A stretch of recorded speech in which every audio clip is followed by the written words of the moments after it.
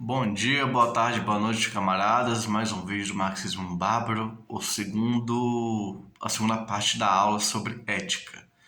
No vídeo passado, que a gente concluiu sobre ética e economia, a gente tinha chegado na crise geral dos valores. De forma bem resumida, assim, sendo necessariamente simplista, o desenvolvimento técnico levou à crise dos valores, que se apresenta como crise das medidas. Por exemplo, a gente tem inflação de monopólio, como nunca antes, a gente tem dinheiro sendo criado e gerando inflação, desde a década de 1950, desde o fim do lastro em dólar. Então, há uma crise chamada crise de medida que no básico expressa a crise do valor, né? São crises dos valores. Então, o valor artístico de uma obra é dado pelo trabalho, dedicação a essa obra, dedicação útil a essa obra. Só que, como ninguém vê mais arte plástica, né? A gente não vê mais quadros, um falso artista pode pintar um quadro todo de preto e vender por milhares de reais uma falsa arte, né? Isso eu trato no livro a Ética Marxista, Psicologia Marxista, Ética Marxista e Estética Marxista, que eu estou deixando o link do blog aqui, onde eu publiquei o texto completo, tá? Então, eu tenho um livro sobre ética marxista que eu estou resumindo aqui, resumindo mesmo, tá? Eu vou tratar só de assuntos que eu destaquei, tá bom? Então, a gente tem essa crise dos valores, como crise do valor. Então, isso se expressa hoje, por exemplo, no neoliberalismo, que com o fim do pleno emprego levou uma guerra de todos contra todos dentro das empresas, o vizinho é o inimigo, o meu colega de trabalho é meu inimigo. Então, a crise do valor econômico, também é uma crise do valor em geral, tá? Seja você vê essa crise do valor como superprodução crônica, ou essa crise do valor como redução do trabalho manual, da crise do trabalho manual, você pode ver de forma coosiana ou de forma mesariana, de Mésaros ou de Coase, mas há uma crise do valor, tá? E essa crise do valor se expressa em crise moral também, crise dos valores morais, tá bom? Porque é uma decadência da sociedade que está levando a essa crise geral dos valores, do valor artístico, do valor moral. E eu tenho uma teoria do valor, que é uma generalização do valor trabalho para outras áreas, por exemplo, a área da arte. O valor artístico de uma obra tem muito a ver com um tanto de trabalho nela. Por isso que Mozart Beethoven vai ficar vai existir enquanto a civilização existir, e uma música de funk vai durar só 3 meses, tá? Então, o trabalho que sustenta o valor de uma obra, tá? O tempo, o trabalho, a energia gasta, certa habilidade gasta. E isso leva a uma outra teoria derivada, que é a teoria do valor matéria, né? Materialmente, uma música do Beethoven é mais materialmente rica do que uma música de funk que faz sucesso por um momento, tá? Não que não possa existir músicas de funk de alta qualidade, mas não costuma ser o caso, tá bom? Vamos lá. Vamos falar sobre relações sociais e superestrutura, tá?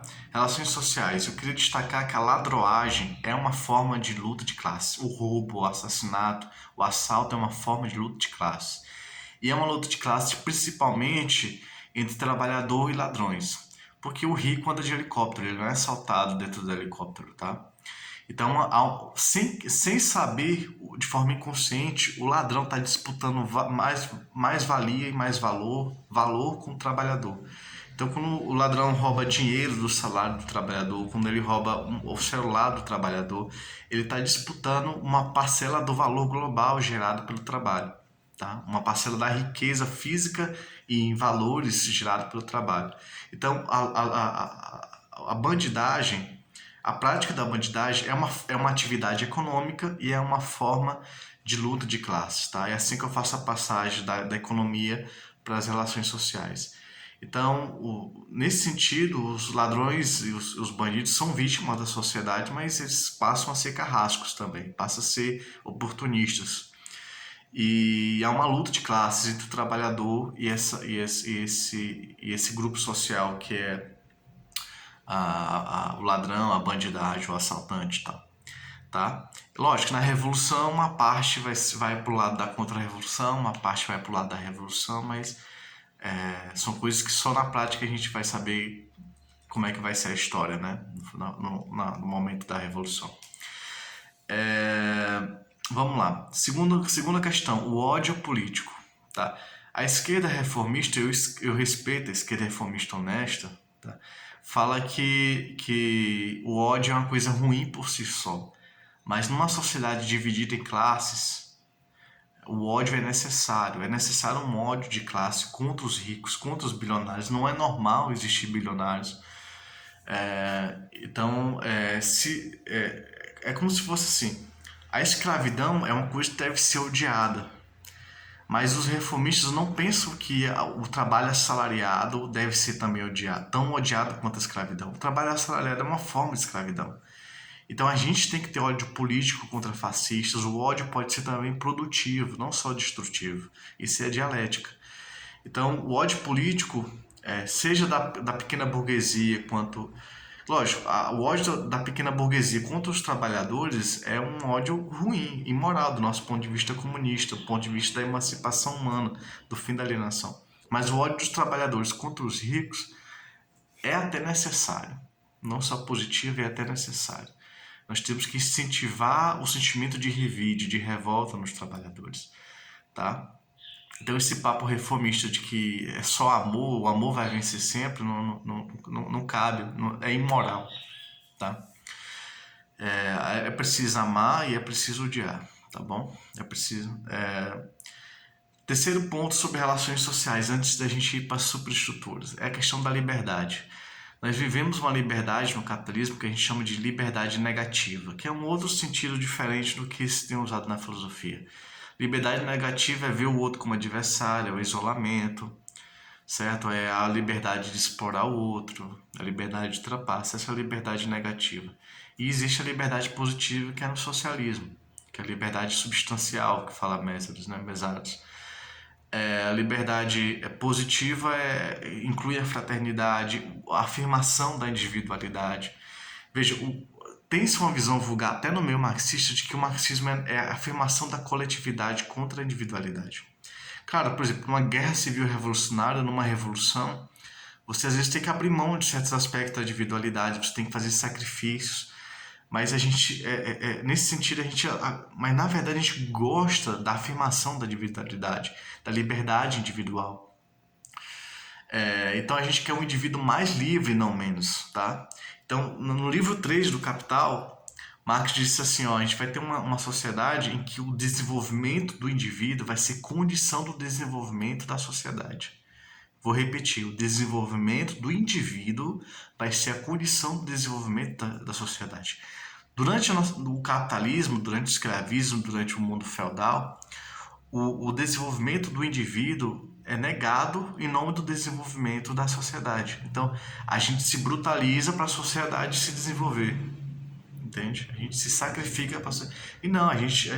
O socialismo é uma afirmação da individualidade. Nós vamos ser mais individuais no socialismo, só que não por isolamento. A gente vai socialmente nos desenvolver, tá? A gente é um ser coletivo, tá bom? Então a gente vai levar às últimas consequências a ideia de liberdade, igualdade e fraternidade. Quer fraternidade, então não pode ter exploração do homem pelo homem, tem que afirmar o indivíduo também, tá bom? Vamos lá, vamos para ideologia e moral, tá? Agora vamos para a parte de superestrutura. Superestrutura é tudo que está na cabeça, na mente, tá? Então, sentimento, ciência, filosofia, moral, a religiosidade são superestruturas subjetivas. Subjetivas. As superestruturas objetivas são as instituições que têm a ver com o que a gente pensa. Por exemplo, a gente tem um sentimento religioso, então tem a instituição religião, instituição igreja. A gente tem pensamento político, então a gente tem a instituição política, a estrutura,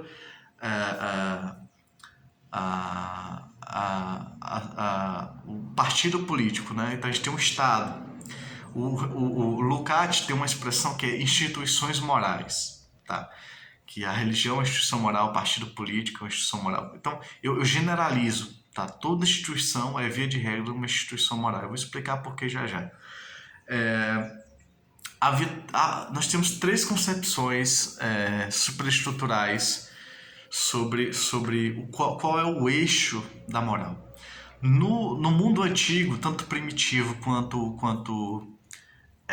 no mundo grego, romano, né, antigo, a concepção era cosmológica. O universo era regido por um cosmo, por uma ordem universal. Na Idade Média, a moral era regida pela ideia de Deus. E na Idade Moderna, pela ideia humanista de homem, de indivíduo. Veja bem, são três formas de abstração. A palavra abstração tem vários significados e cada uma das abstrações tem um significado. A abstração quer dizer geral. Então, o mundo antigo adotava essa abstração no sentido de geral, cósmico, uma concepção cosmológica. A abstração quer dizer também ou puro ou ideal. E às vezes mistura essa ideia de puro ou ideal. Então, essa ideia de abstração como puro ideal foi a ideia medieval, que tinha Deus como centro, a ideia de Deus como centro, a ideia de Deus puro como centro. E o terceiro significado de abstração é isolado, individual, tá? Que é a versão ideológica da Idade Moderna, né? Da Idade Moderna para cá, que é a ideia de um indivíduo, de humanismo, do indivíduo isolado, autoafirmador, que afirma a si mesmo. Então nós temos três formas de abstração: o geral como universal, o abstrato como universal, o abstrato como o ideal e o abstrato como individual, como isolado, tá? Como indivíduo. Além disso, há uma outra forma de observar isso, com os conceitos de geral, particular e singular. O mundo antigo, inclusive o primitivo e o grego-romano, adotavam uma visão geral, ou seja, cosmológica. O mundo moderno adota uma visão singular, ou seja, do indivíduo, tá? do átomo, do indivíduo atômico desconfiado, do átomo desconfiado, do indivíduo, do homem. No meio do mundo antigo e do mundo moderno, ou seja, do geral e do singular, tem o particular, que é o particular a gente pode traduzir como geral um geral singular, ou um singular geral, que é Deus. Então a figura de Deus é o particular, que é um indivíduo, um velho barbudo, que ao mesmo tempo é o universo. Tá? Ele é universal e é singular ao mesmo tempo, é o particular. Tá? Então a gente teve no mundo antigo uma visão geral, que é o cosmológica. No mundo medieval nós tivemos uma visão do particular, que é Deus, e no mundo moderno a visão do singular, que é o indivíduo. Tá? Cada uma dessas coisas guia a moral de uma época, tá bom? Outra coisa, a unidade das superestruturas. Eu peço muita atenção nesse ponto, que é importantíssimo. Para Lukács, existia duas atividades humanas: a intentio recta e a chamada, o oposto, que é intentio obliqua. Intentio obliqua. O intentio recta é a relação de produção, de economia, de trabalho. Então você agia sobre a natureza. É intentio recta. A intentio obliqua é a relação homem-homem, é o contrário. É a ação sobre os outros homens, não sobre a natureza em si. Então, existe a relação sobre a natureza, que é o trabalho, a produção, a economia, e a relação sobre os outros homens, que é as relações sociais, superestrutura e tal. O que Lukács diz, a categoria central do trabalho é a teleologia. O que é teleologia? É imaginar na cabeça um plano do que você vai fazer. Então você imagina fazer um machado e tenta fazer um machado. Isso é intentio recta, tendo como categoria central a teleologia, o pensamento humano. Você consegue antecipar o futuro, você consegue criar antes na cabeça para criar na realidade. Essa é a categoria central da intentio recta. Mas ele não deu a categoria central da intentio obliqua. E o que eu descobri foi que a intentio obliqua tem como categoria central moral ou ética. Você escolhe uma das duas palavras, mas a moral é a categoria central da intentio, da relação homem com homem, da influência dos homens sobre os outros homens. Tá? É a categoria central. Ela é a categoria central de tal forma que ela gera as outras categorias. Ou seja, a arte é moral, a política é moral, a ciência é moral. E as outras categorias, a religião é moral. Então você criou a arte para poder ser um guia moral da humanidade. Se você olhar todos os filmes e séries que você assiste, tem uma lição de moral. Qualquer peça de teatro que você assiste tem uma lição de moral. Qualquer poema que você assiste tem, mesmo que indiretamente, uma lição de moral, um norte moral, uma ideia moral. Então a arte começou, por exemplo, a tribo dançando em volta da fogueira. Como a coletividade era muito importante, a natureza era muito perigosa, a coletividade era muito importante. O homem não tinha muito desenvolvimento. Então você dançava ao redor da fogueira, batendo tambores, como forma de afirmar a coletividade, a unidade das pessoas naquele coletivo, naquela tribo, como uma só família. Então a arte tem uma origem moral, tá? A política tem uma origem moral, que é guiar os homens para certas posturas. A religião, precisa nem dizer, a religião é um regulador moral, tá? Então, da categoria moral, surgiu outras categorias superestruturais. Lembra? Superestruturais é religião, política e tudo mais. Tudo que é da cabeça, sentimentos. A gente só consegue sentir moralmente, a gente só consegue ter moral sentimentalmente. Então, tudo permeia a moral, tá? Então, a gente literalmente chora. A cartaz estética, que uma coisa que Lukács não percebeu, mas ele poderia ter percebido se vivesse mais, é que a cartaz estética é uma cartaz moral. A gente chora quando o protagonista do filme abre mão da própria vida, desdenha da própria vida para se sacrificar pelo coletivo, pelas pessoas que ele ama, pela família, pela comunidade, pela humanidade. Então a gente chora quando o protagonista desdenha da própria vida em nome de um bem maior. Isso é uma cartaz estética, que é uma cartaz moral. A cartaz estética é, grosso modo, uma cartaz moral. Deixando bem claro. Tá? Pode vazar para outras coisas? Pode, mas ele volta para esse centro que é uma cartaz moral. Tá? Esse eu trabalho na estética num link que eu vou deixar aqui para vocês. Tá? Isso está claro? As categorias. No primitivismo, as categorias se resumiam à moral. Então foram surgindo novas categorias superestruturais, como a religiosidade, a política. No comunismo, não vai ter política, não vai ter religião, porque as pessoas vão viver muito bem e sem classes. Então as pessoas vão viver muito bem e não vão precisar de política nem de religião. O governo vai ser totalmente técnico, não vai gerir só as coisas, não mais as pessoas não vão ser mais geridas.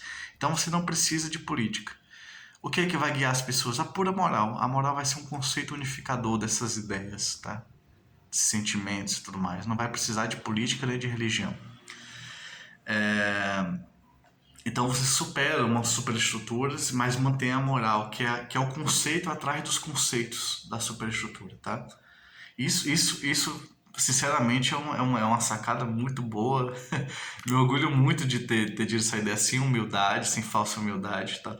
Mas é isso, a categoria central dessas relações homem-homem, das relações superestruturais, mentais e tudo mais, é a categoria de moral, tá?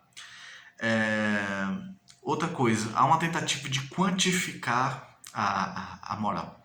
Por exemplo, quando no mundo antigo se dizia olho por olho, dente por dente, você dizia um olho por um olho, mas é algo ainda muito qualitativo, né? O olho, você fura um olho se você furar o olho de outra pessoa. Você corta a língua se você corta a língua de outra pessoa. Olho por olho, dente por... Isso é ainda muito qualitativo, embora tentasse ser quantitativo. Depois veio as prisões. Você mata uma pessoa, você fica 30, 40 anos preso. É como se você fosse assim, você está perdendo uma vida por outra vida. Então você está tentando quantificar quanto vale a vida de uma pessoa na vida do assassino, tá? Então há uma tentativa de medir, tá, o valor moral e imoral de certas ações. Então você danifica um patrimônio, você paga uma multa. Essa multa a gente tem que sentir que é o suficiente para compensar o dano patrimonial. Essa tentativa de medir é inconsciente. Ela tem a ver com o que eu estou falando para vocês, que é a teoria do valor trabalho generalizado, além da economia, e a teoria do valor matéria, tá? Então, se você perde muita matéria, a multa é maior. Se você perde uma matéria rara, a multa é maior. Se você perde uma coisa que exigiu muito trabalho, a prisão é maior, tá? Então existe essa coisa de valor matéria, tá? Eu vou dar um exemplo anedótico, assim, exagerado, mas é para você sentir a verdade. E é fato, tá? O que eu vou dizer é fato. Você pode até mesmo chorar pela morte de um elefante, mas a morte de uma formiga você não chora. Por quê? Porque a formiga é pequena e é pouca e é abundante. Já o elefante é grande, a formiga é pequena e é abundante. O elefante é grande e raro. Então você tem revolta no Facebook pelo, pelo, pelo, pela morte do elefante, porque ele é grande, materialmente grande, é raro, exige muito trabalho ter um elefante. Uma formiga não. Ou seja, inconscientemente a gente trabalha com uma teoria do valor, que é a teoria geral do valor que eu estou aqui apresentando para vocês, que eu debato na minha metafísica, tá? Inclusive, falando entre parênteses aqui, na internet quase tudo é direto ou indiretamente sobre moral. Se você for girar a página do Facebook ou do Twitter durante uma hora, quase tudo é sobre moral, direto ou indiretamente, tá? Vamos lá. Tenho mais dois assuntos para tratar com vocês. Uma é a inversão moral. Existe uma necessidade na sociedade de classes, sociedade dividida em ricos e pobres, de inversão moral. Essa inversão é o seguinte: o Lula é o maior representante da burguesia na história. Nunca ninguém serviu tanto a burguesia do que o Lula. No entanto, ele aparece como alguém do povo, como alguém que representa os trabalhadores, como alguém de esquerda. Se Lula pudesse, ele seria um cara de direita. Ele queria ser um cara de direita, mas por uma questão oportunista ele se girou para a esquerda, tá? O Bolsonaro é o mais incapaz de governar, tá? Ele aparece como o mais capaz. Ele é o mais imbecil e aparece como o idiota. Ele é o mais imoral e aparece como um Messias, inspirado no nome dele, né? Jair Messias Bolsonaro. Então é uma necessidade de mentir, de inversão moral para garantir um sucesso político, por exemplo, tá? Porque você tem uma necessidade, a classe média tem a necessidade de eleger Bolsonaro, ele cria um personagem do Bolsonaro, uma falsificação do Bolsonaro, é uma necessidade dessa ilusão, tá? Essa inversão moral. Então o justo aparece como injusto, o correto aparece como errado, o errado aparece como correto. Há necessidade dessas inversões morais, tá? Particularmente eu já fui vítima de uma dessas. Vamos lá. Por último, a teoria do vendaval. Tá? Há uma crise moral, isso é muito claro, há uma crise ética na nossa sociedade. A LIT, que é uma organização internacional comunista que eu reivindico, falou sobre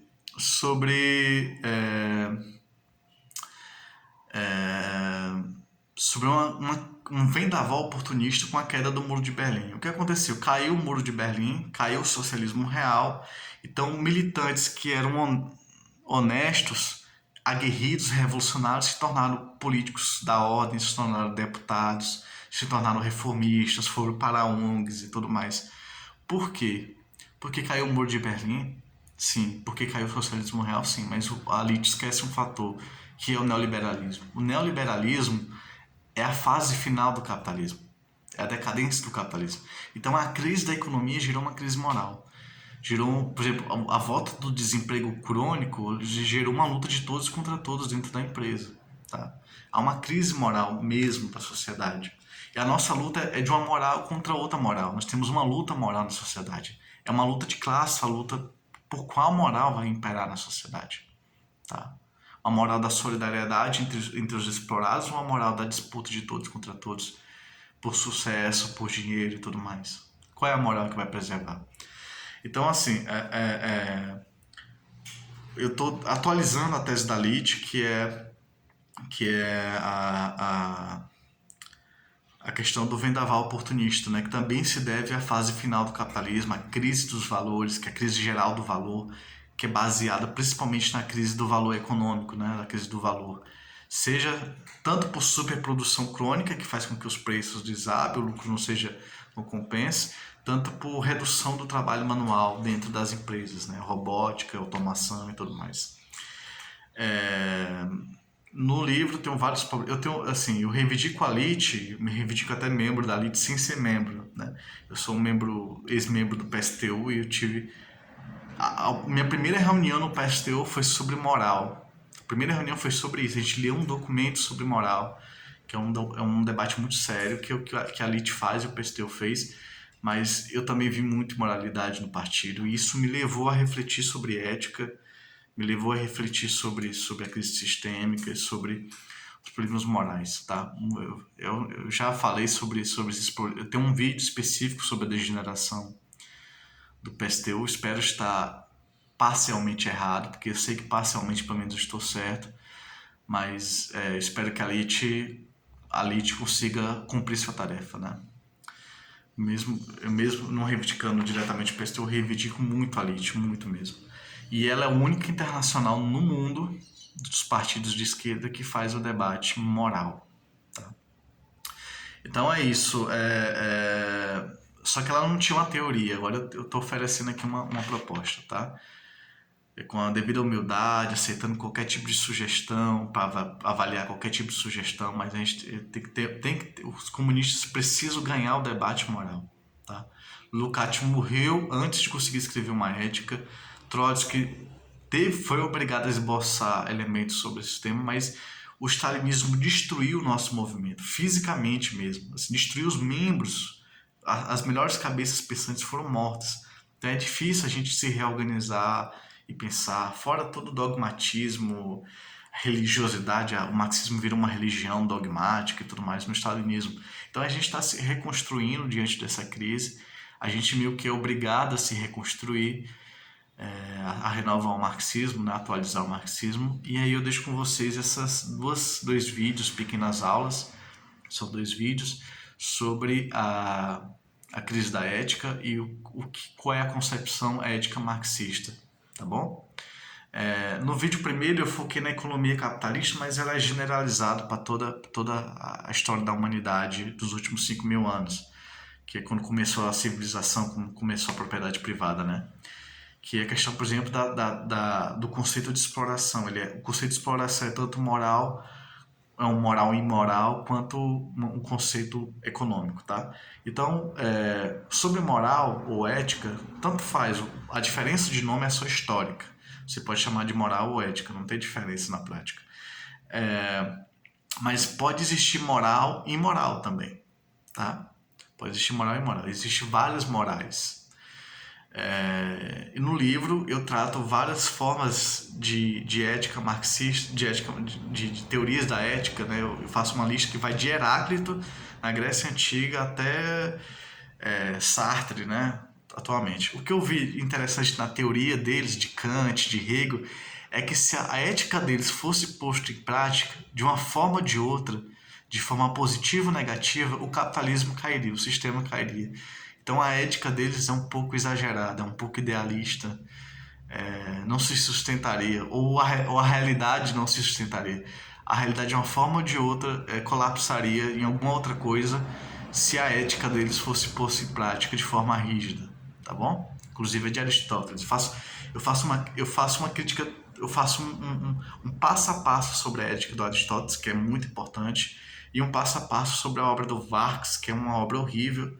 Eu tive que refutar ponto a ponto da obra dele para poder chegar a uma teoria geral da ética, tá? Não é uma ética marxista, comunista em si. Também é isso, também é uma forma de como os comunistas devem agir, mas é uma concepção geral de ética, tá bom? Então o vídeo está concluído e até o próximo reencontro nosso. Até mais.